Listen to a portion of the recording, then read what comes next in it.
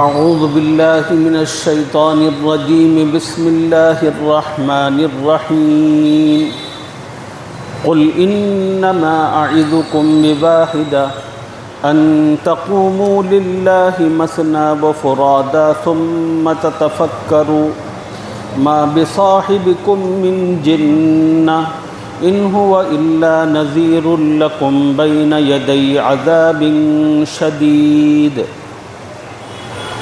قل ما سألتكم من أجر فهو لكم إن أجري إلا على الله وهو على كل شيء شهيد قل إن ربي يقذف بالحق علام الغيوب قل جاء الحق وما يبدئ الباطل وما يعيد قل إن ضللت فإنما أضل على نفسي وإن اهتديت فبما يوحي إلي ربي إنه سميع قريب صدق الله العظيم۔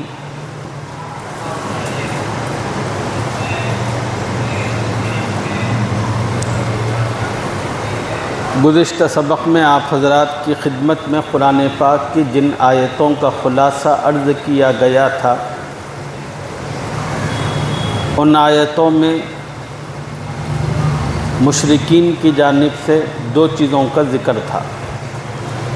مشرک ایک حضور صلی اللہ علیہ وسلم کی رسالت اور آپ کی پیغمبری کو تسلیم نہیں کرتے تھے، اور دوسری بات یہ ہے کہ قرآن مجید کو وہ اللہ کی کتاب نہیں مانتے تھے۔ قرآن سے متعلق وہ کہتے تھے یہ پیغمبر کی خود بنائی ہوئی کتاب ہے، پیغمبر نے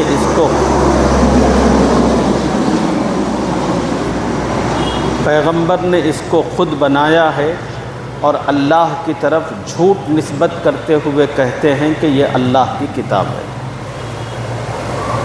تو مکے کے مشرکین کے یہ دو خیالات تھے، اللہ تعالیٰ نے ان خیالات کی تردید فرمائی۔ اللہ نے فرمایا کہ محمد صلی اللہ علیہ وسلم اللہ کے پیغمبر ہیں، اور دوسرے قرآن مجید یہ اللہ کی کتاب ہے۔ ابھی میں نے آپ کے سامنے قرآن پاک کی جن آیتوں کی تلاوت کی ہے، ان میں سے پہلی آیت میں اللہ تعالیٰ نے تمام مشرکین کو سنجیدگی کے ساتھ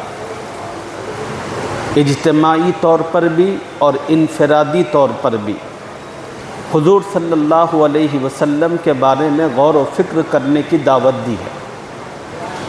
اللہ نے کہا اے مشرکو، خدا خود تمہیں دعوت دیتا ہے، تم سب کے سب مل کر اکٹھے یا الگ الگ نبی صلی اللہ علیہ وسلم کے معاملے پر غور کرو، لیکن حضور کے معاملے پر غور کرنے سے پہلے تمہاری آنکھوں پر دشمنی اور تعصب کی جو عینک چڑھی ہوئی ہے، اس کو نکال کر بازو میں رکھو، اس لیے کہ تعصبیت یہ اتنی خراب چیز ہے، اتنی غلط چیز ہے۔ کسی انسان کو کسی انسان سے دشمنی ہوتی ہے تو خدا نے اگر اس کو خوبصورت لب و لہجہ دیا ہے اور وہ اس لب و لہجے میں پڑھتا ہے، اگر ہمیں اس سے دشمنی ہوگی تو ہم کہیں گے دیکھو گدھے کے جیسا پکار رہا، حالانکہ اس کی آواز بڑی زبردست ہے، لیکن ہم لوگ کہیں گے یہ گدھے کی طرح پکار رہا۔ کیوں؟ اس لیے کہ دشمنی ہے۔ اور جہاں محبت ہوتی ہے وہاں معاملہ کیا ہوتا ہے، اگر اس کی آواز موٹی بھونڈی قسم کی بھی ہو، ہم کہیں گے آہا کیا پڑھ رہا بھائی۔ کیوں؟ اس لیے کہ محبت ہے اس سے۔ تو ایک بزرگ نے کہا جہاں محبت موٹی ہوتی ہے وہاں عیب چھوٹے ہوتے۔ بڑی خاص بات ہے، اچھی طرح دل و دماغ میں بٹھانا۔ جہاں محبت تگڑی ہوتی ہے وہاں عیب چھوٹے ہوتے ہیں، جہاں محبت چھوٹی ہوتی ہے وہاں عیب تگڑے ہوتے ہیں۔ کیا مطلب ہے اس کا؟ اس کا مطلب یہ ہے کہ جن لوگوں سے ہمیں محبت ہوتی ہے اگر ان میں اتنا بڑا عیب بھی ہو تو ہمیں اتنا ہی نظر آتا ہے، اور جس سے ہمیں اتنی محبت نہ ہو اگر اس میں اتنا تھوڑا سا بھی عیب ہو تو اتنا بڑا نظر آتا ہے۔ تو اللہ تعالیٰ نے تمام مشرکین کو دعوت دی، آؤ میرے نبی صلی اللہ علیہ وسلم کے بارے میں غور و فکر کرو۔ اجتماعیت کے ساتھ بھی کر سکتے ہیں اور الگ الگ بھی کر سکتے ہیں۔ اجتماعیت میں سب مل بیٹھو، اس لیے کہ محمد صلی اللہ علیہ وسلم اچانک خدا نے ان کو کوئی آسمان سے اتار کر تو نہیں بھیجا۔ تمہارے ہی مکے میں محمد صلی اللہ علیہ وسلم کی پیدائش ہوئی، اور حضور صلی اللہ علیہ وسلم پیدا ہونے کے بعد سے لے کر 40 برس تک تم لوگوں کے درمیان ہی رہے۔ مکے میں نہ کوئی مدرسہ، نہ کوئی عالم، نہ کوئی آسمانی کتاب، اس لیے کہ مکے کے جو لوگ تھے وہ تو لکھنا پڑھنا جانتے ہی نہیں تھے۔ حضور صلی اللہ علیہ وسلم بھی انہی لوگوں کے ساتھ رہے، اور پوری زندگی حضور صلی اللہ علیہ وسلم انہی میں رہے۔ 40 برس ہوئے، 40 برس کے بعد اچانک آپ کہتے ہیں لوگوں میں اللہ کا پیغمبر ہوں، میں اللہ کا رسول ہوں، اللہ اپنی وحی مجھ پر نازل کرتے ہیں۔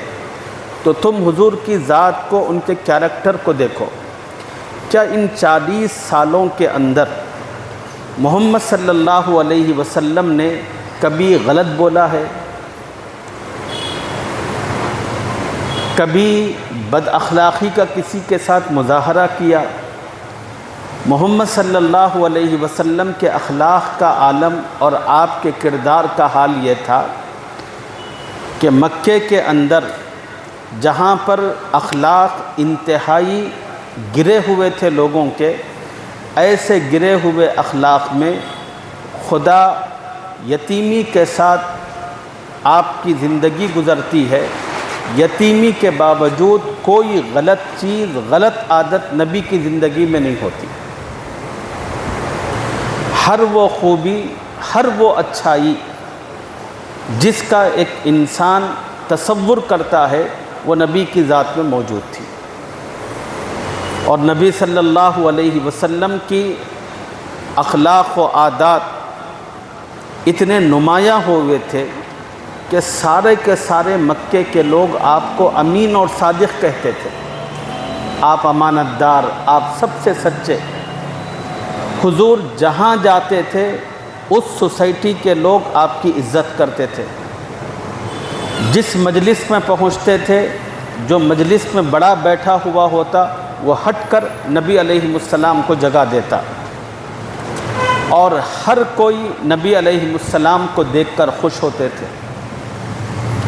نبی علیہ السلام جوانی کے اندر جب آپ کو تھوڑا سا شعور آیا، جوانی سے پہلے کتنا احساس آپ کے دل میں طلب اور تڑپ تھی اپنے چچا سے متعلق، اس لیے کہ حضور کے صلی اللہ علیہ وسلم کے دادا کے انتقال کے بعد آپ کی کفالت اور ذمہ داری آپ کے چچا ابو طالب نے کی تھی، اور ابو طالب کعبۃ اللہ کے متولی بھی تھے اور نبی علیہ السلام کے کفیل اور سرپرست بھی تھے۔ حضور صلی اللہ علیہ وسلم کو بڑا احساس تھا، یہ چاچا چاہتے تو بہت تھے نبی علیہ السلام کو، مگر ان کی جو معاشی حالت تھی وہ اتنی زبردست نہیں تھی ابو طالب کی۔ تو حضور صلی اللہ علیہ وسلم کو اس کا بڑا احساس تھا، جو میں کب بڑا ہوں گا، کب میں کچھ کر کے اپنے چچا کی خدمت کروں۔ جو ہی نبی علیہ السلام کی عمر مبارک 7-8 برس کی ہوئی تو نبی صلی اللہ علیہ وسلم نے بکریاں چرانا شروع فرمایا، اور نبی صلی اللہ علیہ وسلم کو جو کچھ ملتا تھا لا کر اپنے چچا کو دیتے تھے۔ حضور صلی اللہ علیہ وسلم کی یہ سیرت اور آپ کی زندگی کا یہ کردار ہر نوجوان کو اس طرف متوجہ کرتا ہے، ایک نوجوان کو اپنے تئیں ذمہ داری محسوس کرتے ہوئے اپنے باپ کے بوجھ کو کم کرنے کی بھرپور کوشش کرنی چاہیے۔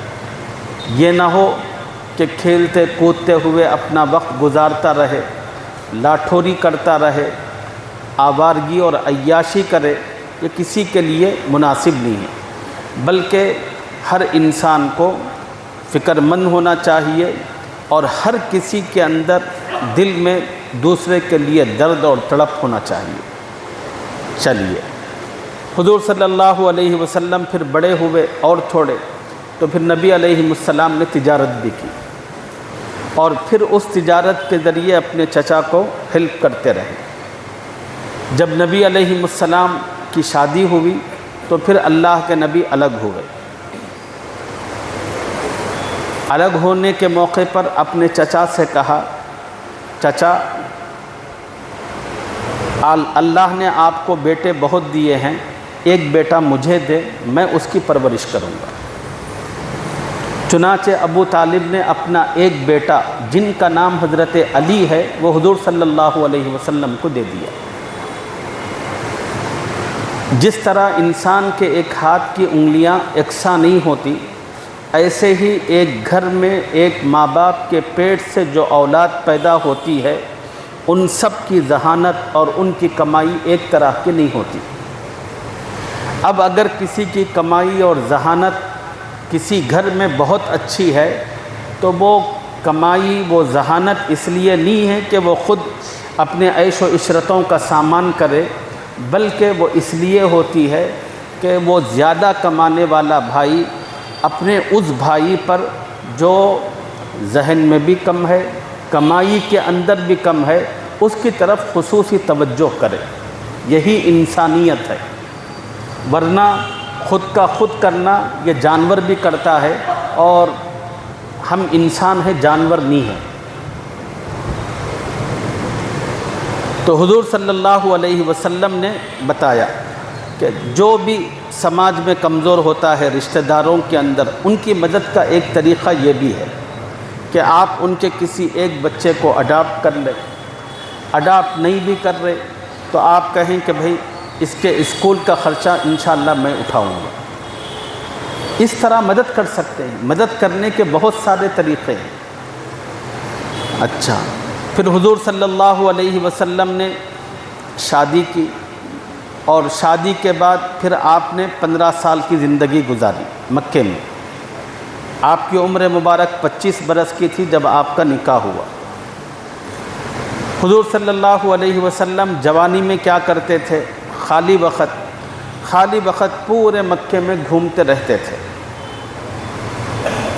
یہ گھومنا پھرنا کس لیے ہوتا تھا؟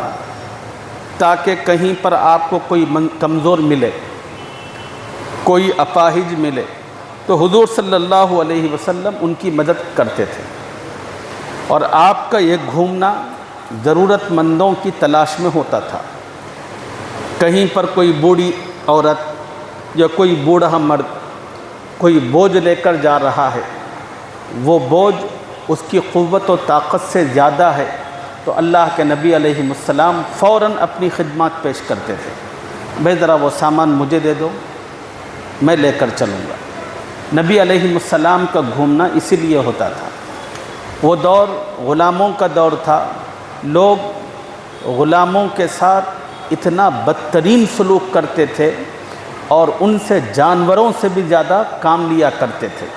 اللہ کے نبی چل پھر کر دیکھتے تھے، کتنے ایسے واقعات ہیں نبی علیہ السلام کے، اللہ کے نبی کی نظر ایک غلام پر پڑی تو اس کے قدم زمین پر صحیح طور پر پڑ ہی نہیں رہے تھے، ایک قدم اس طرف جا رہا تھا تو دوسرا قدم اس طرف جا رہا تھا۔ اللہ کے نبی نے اس حال میں اس غلام کو دیکھا تو آپ کا دل بھر آیا، اللہ کے نبی قریب گئے، پوچھا کہ کیا بات ہے، خیریت؟ اس نے کہا کہ مجھے سخت ترین بخار ہے۔ تو نبی علیہ السلام نے اس غلام سے کہا کہ پھر تم آرام کیوں نہیں کرتے، اپنے آقا کو کیوں نہیں بتاتے کہ میں بیمار ہوں؟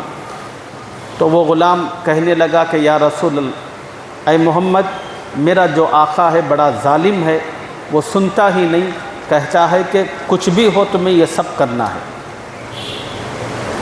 تو حضور صلی اللہ علیہ وسلم کا دل بھر آتا، اللہ کے نبی اس کو بٹھاتے چھاؤں کے اندر، اس کا جتنا کام ہوتا تھا، زمین کو ہموار کرنا، کھودنا، جو بھی اس کا کام ہوتا، یا پانی نکال کر اس زمین کی سینچائی کرنا، یہ سب حضور صلی اللہ علیہ وسلم کرتے تھے۔ یہی وجہ ہے کہ 40 برس کی عمر میں جب اللہ نے آپ کو نبی بنایا اور غار حرا میں آپ پر خدا کا وہ فرشتہ جو ہر زمانے میں ہر پیغمبر کے پاس اللہ کی وحی لے کر آیا کرتا تھا، آپ کے پاس بھی قرآن کی وحی لے کر آیا، تو نبی علیہ السلام نے پہلی مرتبہ اللہ کے کلام کو پڑھا، سنا، اس فرشتے کو دیکھا، تو آپ پر ایک غیر معمولی کیفیت طاری ہوئی۔ اللہ کے نبی غار حرا سے اتر کر سیدھے اپنے گھر آئے اور آ کر اپنی بیوی حضرت ختیجہ سے کہا کہ زملونی زملونی، ختیجہ مجھ پر چادر اڑا دو، مجھ پر چادر اڑا دو۔ نبی علیہ السلام کے جسم پر کپ کپی تھی اور اماں جان نے فوراً اللہ کے نبی پر چادر اڑائی۔ تھوڑی دیر کے بعد نبی علیہ السلام نے اپنی بیوی سے کہا کہ ختیجہ، مجھے اپنی جان کے سلسلے میں ڈر محسوس ہو رہا ہے۔ اور نبی علیہ السلام نے پہلے تو اس فرشتے سے ملاقات اور اس کی وحی وہ ساری باتیں بتائی، بتانے کے بعد کہا کہ ختیجہ، میں اپنی جان کے سلسلے میں ڈر محسوس کر رہا ہوں۔ حضرت ختیجہ رضی اللہ عنہا نے نبی علیہ السلام کو جو تسلی دی، بس اسی خاتون کا حق تھا، اللہ پوری امت کی طرف سے اس خاتون کو جزائے خیر دے۔ وہ ہماری ماں نبی علیہ السلام کو اپنے سینے سے لگا کر تسلی، دلاسا اور اطمینان دیتے ہوئے کہنے لگی، کلا، اے پیغمبر صلی اللہ علیہ وسلم، آپ ہرگز اپنی جان کے سلسلے میں خدشہ محسوس نہ کریں۔ اور پھر وہ کہنے لگی، خدا کی قسم، ما یخزیک اللہ ابدا، اللہ آپ کو کبھی ناکام نہیں کرے گا۔ آپ کیوں سوچتے ہیں کیوں ناکام نہیں کرے گا؟ اس کا جو ریزن حضرت ختیجہ نے بتایا وہ یہ کہ انک لتصل الرحم، اس لیے کہ آپ صلہ رحمی کرتے ہیں۔ ارے ہر اپنوں کے ساتھ آپ بہتر سے بہتر معاملہ کرتے ہیں، اپنے تو چھوڑیے، آپ غیروں کے دکھ درد کو سمجھتے ہیں۔ وتحمل الکل، اور آپ مظلوموں کے بوجھ کو اٹھاتے ہیں، وہ لوگ جو سماج میں اپنا بوجھ وزن نہیں اٹھا سکتے اور آپ ان کا بوجھ اٹھاتے ہیں۔ وتکسب المعدوم، اور آپ ان لوگوں کے لیے کماتے ہیں جو سماج کے اندر کمانے کی قوت اور طاقت نہیں رکھتے۔ مثال کے طور پر بیوائیں ہیں، ہینڈی کیپ لوگ ہیں، یہ کچھ کر نہیں سکتے، تو حضور صلی اللہ علیہ وسلم کماتے تھے اور اپنی کمائی ان لوگوں پر خرچ کرتے تھے۔ وتکسب المعدوم وتقرئ الضیف، اور نبی علیہ السلام کی ایک اور خوبی یہ تھی کہ آپ مہمانوں کی مہمان نوازی کرتے تھے۔ اور حضرت ختیجہ نے فرمایا کہ یا اے محمد صلی اللہ علیہ وسلم، جن کے اتنے اچھے اوصاف اور اخلاق ہوں، جن کے دل میں اتنی ہمدردی ہو، خدا ایسے لوگوں کو کبھی ناکام نہیں کرتا۔ آپ کو گھبرانے کی، ڈرنے کی کوئی ضرورت نہیں۔ چنانچہ رسول اللہ صلی اللہ علیہ وسلم کی ساری زندگی ان مکے والوں کے سامنے تھی۔ تو اللہ تعالیٰ نے پورے کافروں کو بلا کر کہا کہ بھئی آؤ، کب تک دشمنی کرتے رہو گے؟ کیوں خواہ تم کہتے رہو گے کہ ہم محمد کو نہیں مانتے، قرآن کو اللہ کی کتاب تسلیم نہیں کرتے؟ دشمنی کی یہ اینک اتار کر بازو میں رکھو اور بازو میں رکھ کر حضور کی زندگی پر غور کرو۔ کیا تمہیں حضور کبھی جھوٹ بولتے ہوئے نظر آئے، کبھی وعدہ خلافی کرتے ہوئے نظر آئے، کبھی کسی کو مارتے ہوئے یا کسی کا حق دباتے ہوئے یا کسی سے غلط بات کرتے ہوئے نظر آئے؟ تو سارے مکے والوں کا ایک ہی جواب تھا، نہیں۔ حضور صلی اللہ علیہ وسلم نے کبھی کسی کو گالی نہیں دی، کبھی کسی کو مارا نہیں۔ آپ تو ہائیلی اخلاق کے مالک اور انتہائی ہمدردی اور رحم دلی والے، اور آپ نے زندگی میں کبھی جھوٹ نہیں بولا۔ تو پھر اللہ نے کہا کہ بھئی سوچو، جس شخص نے 40 سال کے اندر کبھی جھوٹ نہیں بولا، کیا وہ شخص خدا کے بارے میں جھوٹ بول سکتا ہے؟ جس نے 40 سال میں کبھی جھوٹ نہیں بولا، کیا اب وہ 40 سال کے بعد یکایک کہے گا کہ میں اللہ کا پیغمبر ہوں؟ جھوٹ کہے گا وہ؟ کیا وہ کہے گا کہ اللہ کی کتاب میرے پاس نازل ہوتی ہے؟ ظاہر سی بات ہے کہ جو آج تک کبھی کسی انسان سے جھوٹ نہیں بولا، وہ کبھی خدا کے بارے میں بھی جھوٹ نہیں بولے گا۔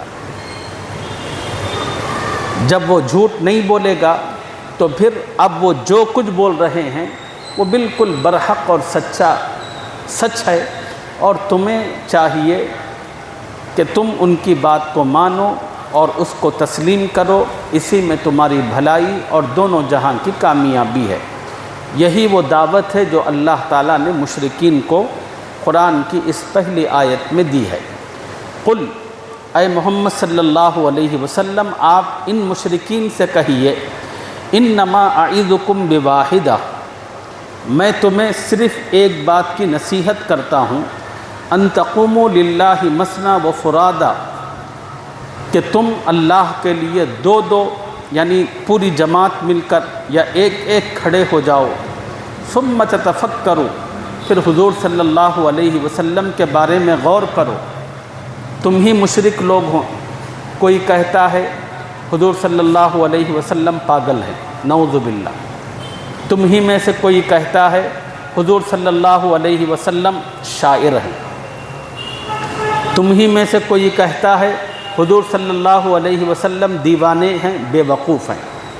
اللہ تعالیٰ نے کہا کہ بھئی حضور کی جو باتیں ہیں ذرا اس کو سنو، ان باتوں کو سننے کے بعد غور کرو، کیا ایک دیوانے کی باتیں، ایک عقل مند کی باتیں ایسی ہی ہوتی ہیں یا ان میں تمہیں کوئی فرق نظر آتا ہے؟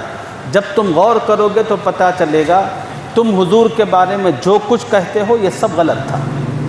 حضور صلی اللہ علیہ وسلم تو نہایت شریف، نہایت عقل مند، نہایت سلجھے ہوئے، اور تم جو کچھ بھی کہتے ہو بس ان کی دشمنی میں کہتے ہو۔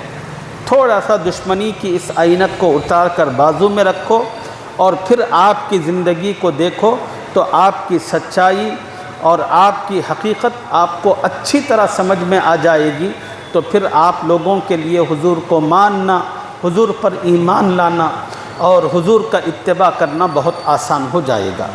اسی کو اللہ نے فرمایا، ثم تتفکروا، پھر غور کرو، ما بصاحبکم من جنہ، کہ تمہارے ساتھی کو کچھ بھی جنون نہیں ہے، ان هو الا نذیر لکم بین یدی عذاب شدید، وہ تو تم کو ایک سخت عذاب آنے سے پہلے ڈرانے والے ہیں۔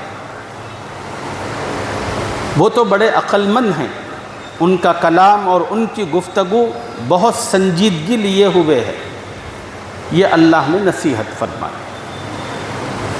اور آیت کے اگلے حصے میں اللہ تعالیٰ نے اور بھی کچھ باتیں کہی ہیں انکار کرنے والوں سے، انشاءاللہ اس کی تفصیل اگلے سبق میں آپ حضرات کی خدمت میں عرض کریں گے۔ اللہ مجھے اور آپ کا قرآن کا صحیح سمجھ اپنے کرم سے عطا فرمائے، آمین یا رب العالمین۔